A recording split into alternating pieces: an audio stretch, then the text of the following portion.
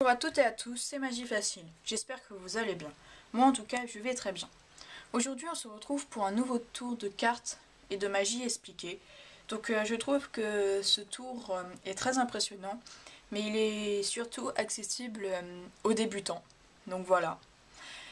Et donc la vidéo se déroulera en deux parties, comme d'habitude, la démonstration du tour, puis les explications. Tout de suite, la démonstration. Pour ce tour, nous avons besoin d'un jeu de 54 cartes. Moi, j'en ai pris un rouge, tout à fait normal. Et je vais demander au spectateur de choisir une carte. Donc je n'ai pas de spectateur, donc je vais choisir à sa place, disons celle-ci. Voilà, donc ça, c'est la carte du spectateur. Il aurait bien sûr pu choisir n'importe laquelle des cartes. C'est bon. Donc on va mettre la carte du spectateur dans le milieu du jeu, à peu près ici. Et moi, en tant que magicien, il va me suffire de claquer les doigts pour que la carte du spectateur remonte au-dessus du jeu. C'est pas celle-ci? Bon, bah, je vais reclaquer les doigts là, et la carte du spectateur remonte cette fois-ci. Toujours pas? Donc on va faire autre chose. On va passer la main au-dessus du jeu, et là,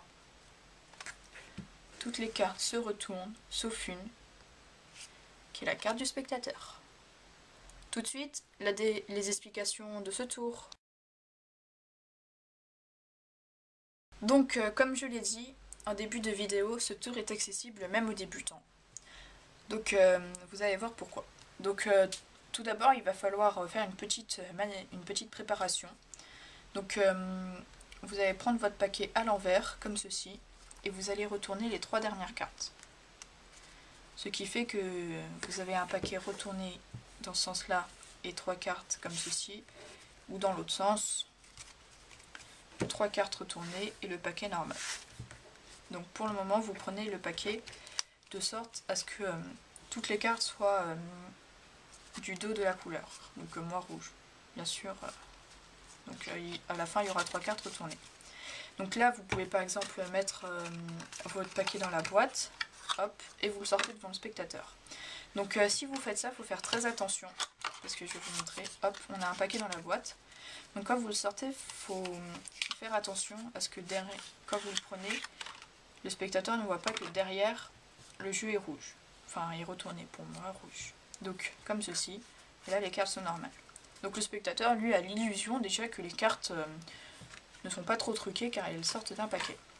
Donc vous allez prendre ce paquet et vous allez montrer au spectateur qu'elles sont normales. Donc vous pouvez éventailler vraiment à peu près jusqu'à la fin, tant que vous ne montrez pas les 3 dernières cartes. Donc, voilà, vous ne montrez pas les 3 dernières cartes comme ceci. Donc vous restez à peu près là. Il aura l'illusion que tout va bien, le paquet est normal. Donc là ensuite le spectateur va choisir une carte, n'importe laquelle. Donc vous le faites choisir à peu près au milieu du jeu. Disons celle-là, le 4 de cœur. Bon, c'est pas fait exprès.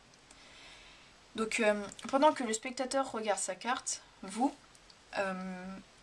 ça va vous paraître un peu bizarre, mais en fait c'est ça fait normal, on ne le remarque pas.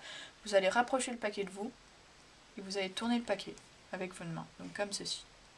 Donc là le paquet est retourné, ce qui fait que du coup on n'a que 3 cartes qui sont rouges comme ceci et le reste comme ça.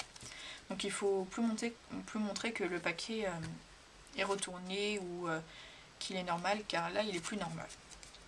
Donc voilà. Donc vous n'avez pas vu la carte du spectateur bien sûr, et vous mettez sa carte au milieu du jeu à peu près ici. Donc voilà. Ça n'a aucune importance. Donc vous pouvez exercer une pression comme ceci, ou bien voilà, vous exercez une pression avec le pouce, et là vous mettez sa carte. Donc ensuite vous faites ce que vous voulez, vous pouvez par exemple claquer les doigts et vous montrer la première carte du paquet. Donc vous dites au spectateur que sa carte est remontée et vous lui demandez si c'est bien celle-là. Normalement il vous répond non s'il se souvient de sa carte. Donc vous allez le refaire, vous claquez des doigts et vous lui redemandez si maintenant c'est bien cette carte-là. Il vous répondra toujours non d'ailleurs. Donc vous remettez les cartes sur le dessus du jeu, vous pouvez claquer plusieurs fois des doigts, vous pouvez passer la main au-dessus. Et là tout simplement, vous étalez les cartes jusqu'à peu près que vous voyez la carte du spectateur, parce que si vous voulez, toutes les cartes sont retournées sauf deux, la carte du spectateur et une des trois cartes. Donc si vous étalez jusque là, le spectateur peut croire que c'est sa carte. Donc vous étalez juste à peu près jusqu'à ce que vous voyez la carte et vous vous arrêtez. Donc là vous sortez de sa carte, vous lui dites que c'est sa carte, que c'est la carte du spectateur, ce que vous voulez. Et par contre, si, comme j'ai dit que c'était accessible aux débutants, si vous n'avez pas fait un étalement, soit vous allez voir ma vidéo, je mettrai le lien dans la description, soit tout simplement vous pouvez, on va dire, éventailler les cartes en faisant attention à ne pas montrer la carte du dessus, et vous sortez la carte du spectateur. Donc voilà. Donc j'espère que ce petit tour de magie vous a plu.